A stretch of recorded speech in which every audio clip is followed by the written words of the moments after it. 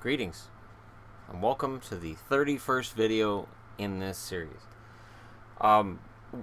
Footnote here, I realize I haven't done a playlist for this yet on the channel. I thought that it was auto-adding it to a different playlist, but it's not, so I'll make its own playlist and throw them all in there tonight once they're all done. We end with New Jersey, and of course, Jersey fans are already expecting this to be a roast. Jersey fans who've watched my channel for a while are going to be like, alright, now he gets to roast New Jersey. This is what he's waited for. No. So, when you're doing a rebuild, you have to look at what's being done right. Corey Schneider is still the goalie in Jersey. Last year, there were crazy rumors that maybe New Jersey should just get rid of Corey Schneider, and no. No. You don't take a goalie in his prime and trade him off just because he's got value. This is what makes me feel just mind blown sometimes by online rumors. It's like, oh, our team's in a rebuild, therefore anybody who has value should just get traded off. No. Trading Corey Schneider would have been crazy. Because, yeah, I'm predicting him to be last in the the Metro, but he's a linchpin. They have one on the blue line in Damon Severson. I was very impressed with Severson all season. Very impressed with him. And there's a maybe here in Mirko Mueller that they picked up from San Jose because San Jose didn't want to lose him in the expansion draft. Smart move by New Jersey. Up front, this Nico Hischier kid who's penciling in as the number 3 center behind Zajac and Henrique. By the end of the year, he's number 1. If Hischier is as good as expected, by the end of the year, he's the number 1 center in New Jersey. And it's funny, this time last year, I was talking about Austin Matthews being a number 1 center in Toronto, and everybody said I was crazy about that. Everybody said, no, he's going to be a number 3. Toronto's already announced he's a number 3, and that's that. He didn't last at number 3 for very long. I don't think Hischier does either. Now, they also went to their division rivals, Washington, and ripped off Johansson while they were at it. I couldn't help noticing you guys have a small cap issue. Be a shame if something happened to that Johansson guy, huh? And they got Johansson.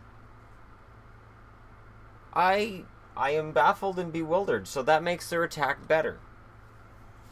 So down the left side, you've got Hall, Johansson, Zacha, and Wood. That's pretty good. In the middle, you got Henrique, Zajac, Hischier, and Boyle. That's pretty good, too. Can they all score? That's debatable. But have they all scored? Well, Taylor Hall, absolutely. Johansson, fantastic. Zacha, he could. Miles Wood, no, but Miles Wood gives you that sandpaper you need on the 4th line. Henrique can. I've got Henrique with Hall. I know it's going to be Zajac, but because last summer I kept hearing about how Henrique and Hall had natural chemistry, maybe they get another shot at playing together. Maybe coach looks and goes, you know what? Let's give it a shot. Let's put them together. Zajac, yeah, I'll give him a check mark. And Hischier, because he's a young rookie. He's number 1 overall selection. You can say, well, it was a weak draft, but he's still the number 1 selection. He would have been top 5 the year before as well. Palmieri's proven that he can score, and then you have whatever this is down here. The rest of that right side is weak, and it makes me wonder if Hischier might get moved in there, or maybe one of these other young guys in the minors gets moved to the right side. I don't know that I want Quenneville on the scoring line. Or Noason, Lappin, Spears. I don't know that I want any of those guys on a scoring line. I know Devils fans are excited about Quenneville, and rightfully so. But to me, Quenneville is more of a checking forward, 3rd line, for now. You put him into that position too early, bam, you got a problem. You know who would look nice on this 2nd line? Yager. Just throwing that out there. Yager would look nice and probably put up about 40 points, but I digress.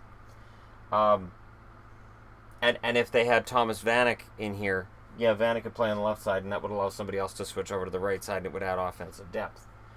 I like the offense of New Jersey on the left side, and I like it in the middle, and I'm not sure about the right side. Really not sure.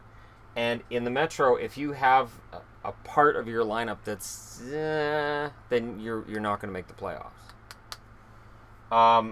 I don't like Green as a top 2 defenseman. I know he's been in that position for a while in New Jersey, and I don't like it. I don't mind him top 4, but top 2, no. John Moore, I'm iffy on Moore. I like Santini.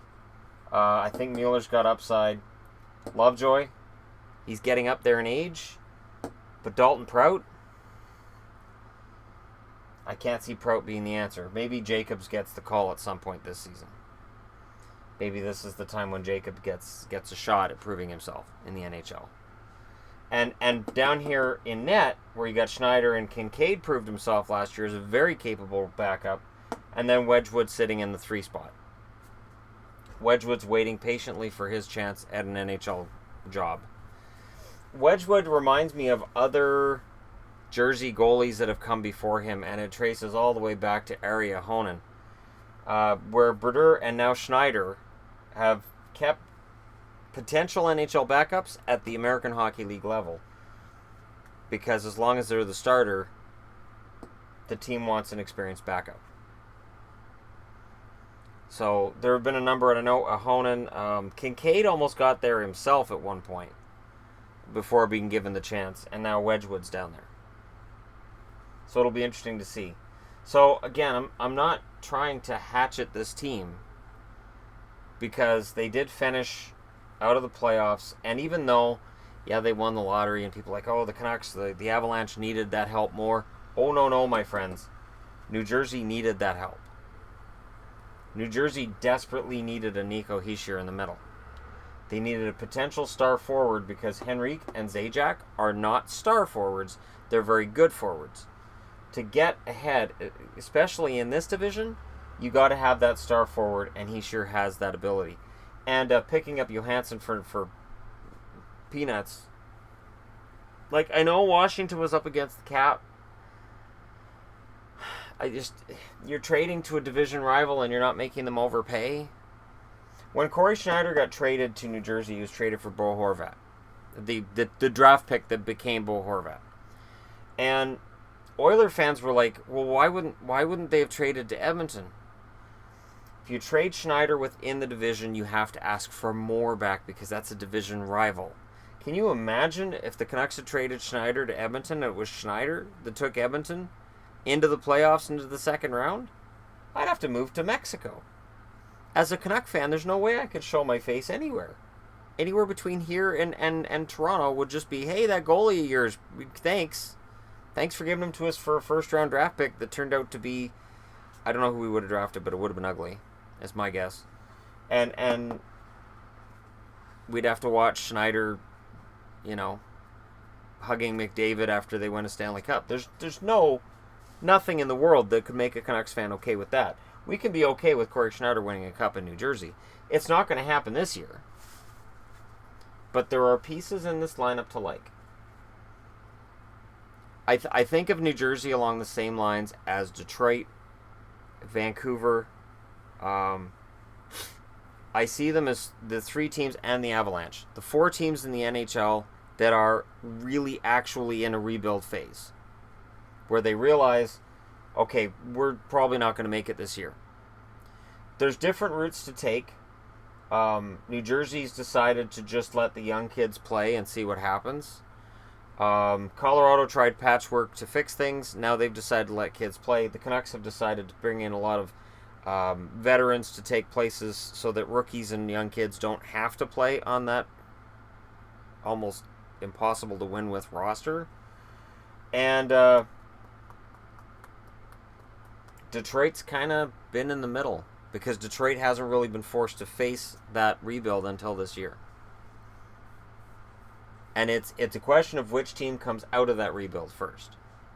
And before anybody mentions Buffalo, I'm sorry, they've got Eichel, they've got O'Reilly, they've got Leonard and Net. They're not in rebuild mode. They're in we got to start winning mode. Two different things. So, all right. That's New Jersey. I'm not going to try to project out goal totals. You guys can if you want. There's things to like.